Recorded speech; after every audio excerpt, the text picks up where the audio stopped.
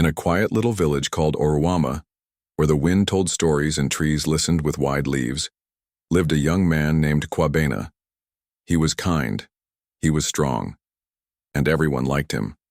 He was the kind of man who helped elders cross the road, who shared his last coin with a child in need, who never raised his voice even when angry. He worked hard as a shoemaker and helped at the village market. He didn't have much, but his heart was full. One sunny day on his way to the workshop, something happened, something that would change everything. He saw her, a woman. She stood under the shade of a tall baobab tree. Her wrapper shimmered in blue and gold. Her skin glowed like new clay. Her eyes, calm, deep, unreadable. Her name was Naela. Kwabena stopped walking. He stared. The world around him disappeared. All he could see was her, and just like that, without a single thought, he walked up and said, "Please, marry me." Naela raised her brow. "You don't even know my name." "I don't need to." Kwabena smiled. "I've seen enough. You are the one." She looked at him amused. "Are you always this fast?" He nodded. "Only when it feels right." They exchanged names and numbers. That night, Kwabena didn't sleep. He called his closest friends together and said, "Get ready. Put on your dancing clothes. I've found my wife." They laughed, thinking he was joking. "You just met her." But Kwabena was serious. "She is the one." That same night, he called Naela again. They talked for hours. They laughed. They shared dreams. They spoke like they had known each other for years. By dawn, they made a decision. They would marry. The next morning, Kwabena took her to meet his mother, Mama Abba. Mama Abba was a wise woman. With silver streaks in her braids and a heart that heard things no one else did, she welcomed Naela warmly. She cooked yam with palm oil and placed kola nuts before them. But after a while, she pulled her son aside. "My son," she said softly, "this woman is indeed beautiful, but something feels wrong. I don't know what. I just know my spirit isn't settled." Kwabena laughed. "Mama, I love you, but don't worry, this is my house, my life. I know what I'm doing." Mama Abba sighed deeply. "Then may the spirits guide you." Wedding plans began immediately. They visited tailors, they picked cloth, they met with drummers, they bought goat meat, pepper, drinks, everything, but along the way, something strange started to happen. Every time they went into a shop with a mirror or anything that reflected light, Naela would cover her face with her scarf. She did it quickly, quietly, like it was normal. Kwabena noticed. But he didn't ask. Maybe she was shy. Maybe it was a woman's thing. Maybe it didn't matter. The day of the wedding came, and oh, what a celebration it was. Drums echoed through the village. Children danced barefoot in circles. Elders cheered and lifted their walking sticks. Food flowed like water. Smiles filled every corner, but not Mama Abba's heart. She smiled, yes, but deep down her spirit still whispered, "Something is wrong." After the wedding, Kwabena and Naela moved into their new home. That night, something strange happened, something that made even the walls go quiet. Naela began to destroy things. She broke the bathroom mirror. She smashed the glass on the wardrobe. She shattered the television screen. Even the shiny cups in the kitchen were gone. Anything that showed a reflection, gone. Kwabena stood frozen. "My love," he asked gently, "why are you doing this?" Naela looked at him and smiled softly. "I'm allergic to reflections," she said. "They make me feel sick. This is my home now. I want it the way I like it." Kwabena blinked. "Allergic to reflections?" But he said nothing. He thought maybe she had a bad past. Maybe she had her reasons. He chose to be silent. But things got worse. Naela broke his phone's camera. His framed photos disappeared. Even the shiny metal kettle was replaced with a dull clay pot. The house began to feel empty, not in space, but in spirit. Still, Kwabena said nothing. He told himself, love means patience. Love means understanding. But in his heart, fear began to grow. Then one afternoon, something happened. Kwabena got a call. It was from Obidi, the photographer who had taken their wedding pictures, secretly, without Nayla's knowledge. Kwabena, Obidi said in a rushed voice, you need to come to my studio. It's about your photo. Please come now. The line went dead. Kwabena rushed out. He ran through the village, dust rising behind his sandals, but when he reached the studio, it was too late. The building was on fire. Black smoke filled the air. Flames danced in the windows.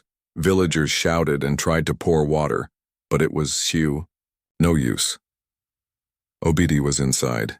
He didn't make it. Kwabena stood there, shaking.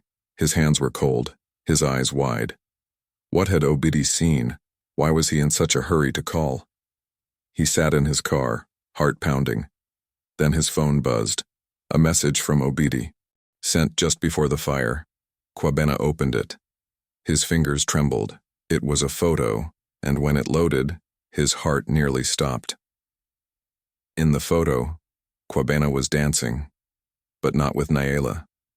Not with the young, beautiful bride he remembered. He was dancing with an old woman. Her skin sagged. Her eyes were sharp like a hawk's. Her smile was not human. Kwabena dropped the phone. His chest tightened. Could this be true? Was Nayla not who he thought she was? He drove home, quiet. When he entered, he smelled egusi soup. Nayla was in the kitchen, humming, stirring the pot. She turned and smiled at him. Nayla served dinner. He picked at his food.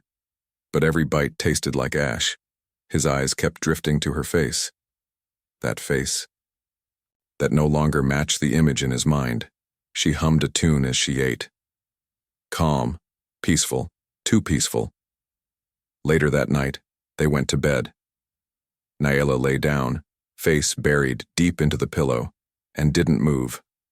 Not once, not a turn, not a sound. Just still. Kwabena stayed awake, staring at the ceiling. His heart thudded like a drum. His thoughts ran in circles. He couldn't stop thinking about the photo from Obidi. That cursed photo.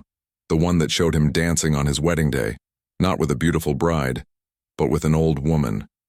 Her eyes cold, her smile unnatural. He remembered it clearly, and yet, on that day, he had only seen Nayla. Young, lovely, graceful. So who was the woman in the photo, and what was she hiding? By morning, Kwabena had a plan. He remembered one thing. Nayla always became excited whenever. They were close, maybe, just maybe. He could use that moment to catch her off guard. That night he acted calm, gentle. Just like always. She responded. But this time, Kwabena was ready. Hidden under his pillow was a small mirror, the only one he had managed to keep safe. As they got closer, he reached beneath the pillow, grabbed the mirror and lifted it quickly, and what he saw made his blood run cold. The reflection was not Nayla. It was her, the old woman. Her face, wrinkled and cruel. Her eyes, burning red. Her mouth twisted in anger. Kwabena screamed. He stumbled off the bed, crashing to the ground. The mirror fell from his hand and shattered. Nayla, or rather, the thing pretending to be her, sat up slowly. You dare use a mirror on me? She hissed. After all I told you? Her voice had changed. It was deeper, darker, full of rage. Her eyes glowed like fireflies in a storm. You've seen me now, she growled. So be it. Kwabena crawled backward on the floor, his body trembling. What are you? He whispered. She stood. Her bones cracked as her body shifted into its true form. I'm not the woman you married, she said. I never was. Then who are you? Kwabena cried. She smiled coldly. I am from the coven. On the day you met me, I was just returning from our gathering. You looked at me, saw only beauty, and without asking a single question, you gave me your heart. She took a step closer. You chose me, not the other way around. I didn't know, Kwabena whispered, tears filling his eyes. Why me? It was fate, she replied, her voice now like wind through dry grass. You picked me, and now I have come to collect. She raised her hand, ready to strike. Kwabena covered his face, expecting pain. But just then, something happened. Flash of light burst into the room, bright, blinding. The creature screamed, holding her face. Her power faded in seconds. Kwabena opened his eyes in shock. She was weakened, shaking, no longer able to move, and then he realized something. It was his mother, her prayers. That was it. That was what protected him. He didn't waste a second. He ran. Out of the house. Into the night. Barefoot and breathless.